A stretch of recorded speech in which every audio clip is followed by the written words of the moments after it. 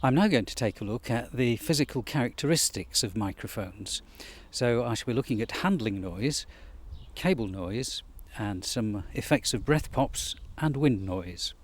So since I'm outside today, I do have a small pop shield on the microphone, but that's not really sufficient for high winds. You'd need a specialised windshield for that. But first of all, let's look at handling noise. So there are two types of handling noise. One is the handling noise from sticky fingers, as I call it. So if you move your hands on the microphone, then you can hear this deep bass sound get back to the recording. So you have to hold a microphone in a very relaxed way.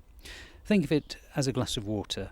If you hold it too tightly, then you do get some rumbling sound from your wrist, from the grip. Listen to this. And that's purely the grip of my hand, which I've now relaxed.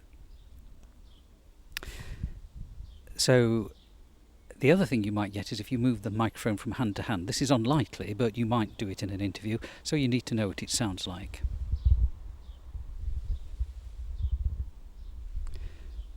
That's about the same sort of level.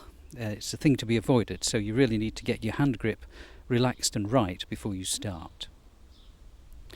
The other thing that you notice about microphones is that some dynamic microphone capsules actually flop about. The coil bangs into the magnet. So if you move it from side to side,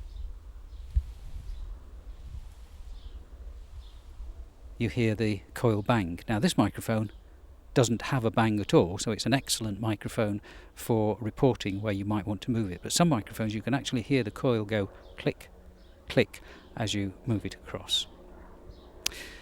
The next thing that we fall foul of is cable noise. Now, I'll do a quick demonstration, an aeroplane coming over. A straight cable transmits a lot more noise than a curved cable. So if your microphone cable is straight, and I'll demonstrate that,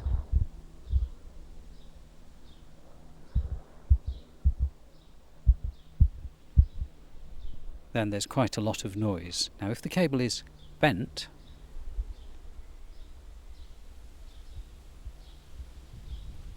there's hardly any noise at all. So what we need to do is to find a way of bending the cable. Now there are different ways of doing that. You can loop it in your hand like that, and that has quite a good effect. A little bit of cable noise comes through that because the cable is pressing against the microphone body, so it transmits it directly. You can loop it through a finger, which is slightly better because you can make sure that your finger isn't pressing against the cable against the microphone body. Still gets some noise through, but the most effective and the easiest way to do it is a simple loop around your arm. So there's the cable looped. Absolutely no cable noise at all.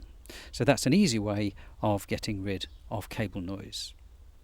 Now, the other thing that you have to be aware of are breath pops, plosives. P's and B's cause breath pops which physically blast the microphone element, which is why we have a foam pop shield, but even that is not 100% effective. So listen to this. Peter, Peter, Peter. You can hear the pop of the Peter. Tom, Tom, Tom, Tom, Tom, t, t, t. And you can hear the T. Now the P's come out and the T's go down. So, as I'm doing now, if you hold the microphone slightly to the side, the P's go past it and the T's go down past it.